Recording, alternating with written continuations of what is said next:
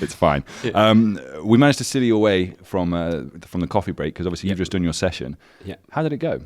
I don't know. You'll have to ask them. I tried to be a little bit controversial, and Matthew asked me what am I going to speak about 3 months ago or something like that, which is a long, long time in AI. And then he put it in a Microsoft form. So I wrote down what I was going to do, and then I've never seen it since. So then when I was trying to plan, I was thinking, what was I meant to be talking about? And I therefore gave it like a hybrid of everything, all of my normal messages that I give. And my normal message is that teachers are experts and they need to be less afraid of it. So that's what we were talking about. How it was received, I don't know. They might be asking for money back over there. I don't know. No, they'll just go and watch someone else. It's fine. I'm joking. Well, I was put up against Dan. That's not fair, is it? So the option block, he did the speaking, then he said, I'm going to do a work group. I go, well, I want to go to yours, not mine. So, yeah. But I managed to have a few in there, so that was good. Yeah, unfortunately, he used to go to something. Yeah. Sorry, I'm complaining again. It sounds like it's a common trend here. I promise you, it's not. I get the pleasure of speaking to everyone one-on-one. So, I just get all of you, which is amazing. And I have some questions here for you, right? And some different scenarios. They're not about music, though, are they? Because I've heard about this. I can ask you if you want. Definitely not. Okay, we won't definitely ask you not. That. I have to keep saying it's Paddy giving the game away as well. No, scenario based. We've got some scenario questions for you, and ones for you to think about. So this one is, let's go with AI's role in teacher redundancy. It's a big thing at the moment. So AI systems become more capable of delivering personalized instruction. Do you foresee a future where teachers are rendered obsolete? And if so, what would be the implications for education?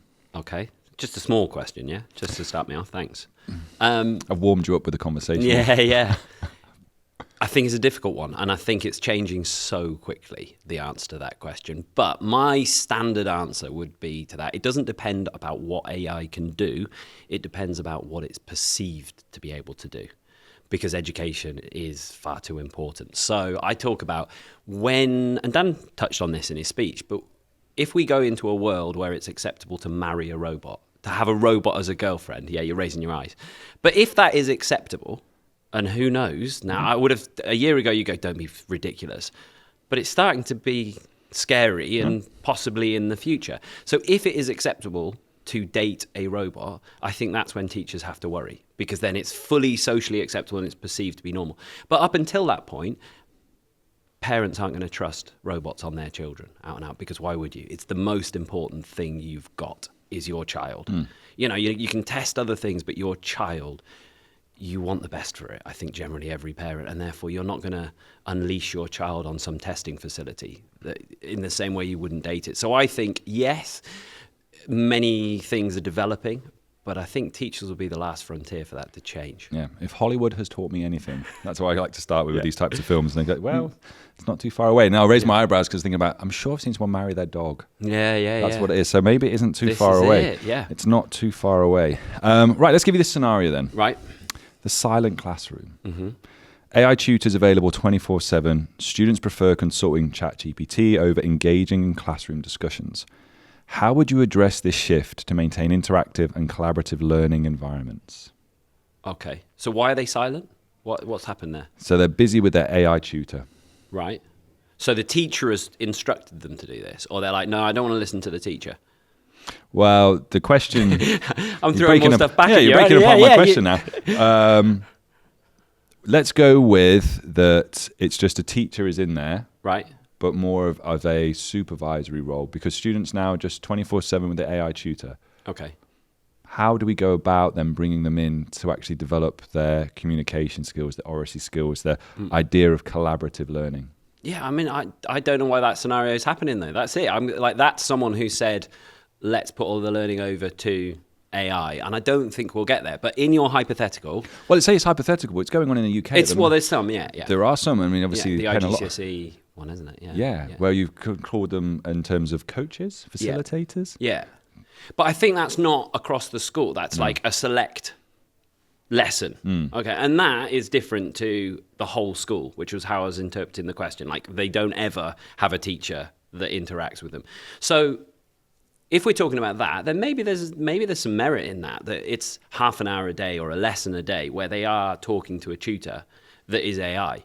But it doesn't necessarily have to be silent, because we're now talking about talking face-to-face with voice. We've got video in there. So I don't think it would have to be silent. And I think there's I think there is merit in that. It's learning how to talk, because it's not prompt engineering, my big pitch in all this. They wouldn't be sat there going, I'm going to write a lovely prompt and then get a Wikipedia-style answer off ChatGPT. Yeah. They would be 50 minutes or whatever it is of two-way communication, and they would learn some things. So I think in a way that would be a really good thing, because it would teach the children, not for the whole school, but if we've got normal geography lessons, normal humanities lessons that are teaching critical thinking, and then they go off for that 50 minutes, I think that would be really useful, because that's one of the things that I find with my children. That's within the AI literacy. When you embrace it, when you've got children who don't know how to use it, they still think it's a one-liner and get a Wikipedia page. And a lot of the things I'm doing with my children is saying, no, we don't use it like that. I want to see you chat. I'm teaching you how to chat. And that means you're critical with it. That was one of the things. But why? I don't agree with that. So that could be useful. 50 minutes of it, that they have normal lessons, and 50 minutes with sitting with a tutor, and then someone is just walking around going, that's not real two-way conversation. You're putting in a prompt and then just reading the answer. Hello, everyone. Ooh. Ben Whitaker is now delivering his keynote in the Oak Assembly Hall, if you'd like to make your way there. Just in case you didn't realise what was going on. But you make a valid point, actually, because it's almost the concept of deep research in terms of we want to give you content. And the way I look at it in classroom is, look, we check for understanding, but then it's after the lesson, what is learning? And then it's so having that tutor, having that time to go, actually, I was curious about this.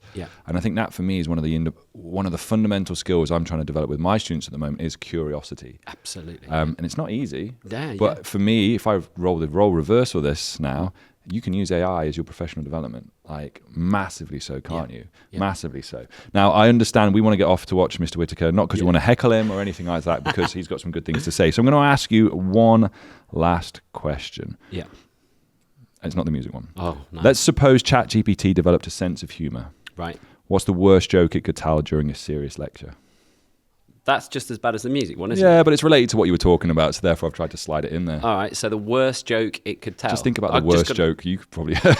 Yeah, that's a stitch up. So the worst joke. So you want me to come up with an inappropriate joke that I create, and then I look like I'm creating inappropriate jokes? You can blame it on the AI. Well, I can't, because you just asked me to create it. So if I tell a racist joke now, then I'm marked as a racist. It's bias. Bias, yeah. It's bias, complete bias. We're not, by the way. We're not, Well, okay, I can give You're trying to stitch me up. I don't know. Let's give you a different one then. Go on then. Yeah. If ChatGPT were a student in your class, what kind of learner would it be? That's a great question. What kind of learner would it be? It's one of the keen ones, isn't it? It's definitely one of the keen, positive ones. Front row, hand up. Young Sheldon. Yeah, it's keen. And I think that's what's so good about it. Maybe that's why I talk to it so much, because it's nice to have a keen member of my class. It's there with its hand up going, yeah, I'll help you. And then it's always positive, even when I'm rubbish, isn't it? Yeah. It doesn't go, you spelled that wrong. I don't know. I can imagine. Yeah. But it naturally errs towards being like positive. Yeah. So it's definitely a front rower. It's keen. So I'm going to go with the overachiever, quiet genius. It's not quiet. No? I make mine like really, it's hand up in the front row going, I don't know about that, but always polite. Yeah. I like it. I think it's a good student. I'm happy with it. The model student. The model student, the one you go, well, it's a bit of a threat though. It's a bit knowledgeable. So I don't know whether you're going, hang on. Dumb it down a bit. Dumb it down. Steady. You're exposing me. So I don't know whether I wouldn't want a class of them. Imagine that. Teaching A-level with a class of GPTs going, well, technically, I think you're wrong there. So, but good one. Yeah. But stretching me. I'd have to prepare for that lesson, wouldn't I? Yeah. Yeah. All skills. All skills, no drills. Yeah. All right, and hopefully none of Jack's students are watching this. It has been an absolute pleasure. We're going to get off now to this one, and we might dive into your session later. No competition with anyone else then. Brilliant. Amazing. Thank you ever so much. Thanks so much.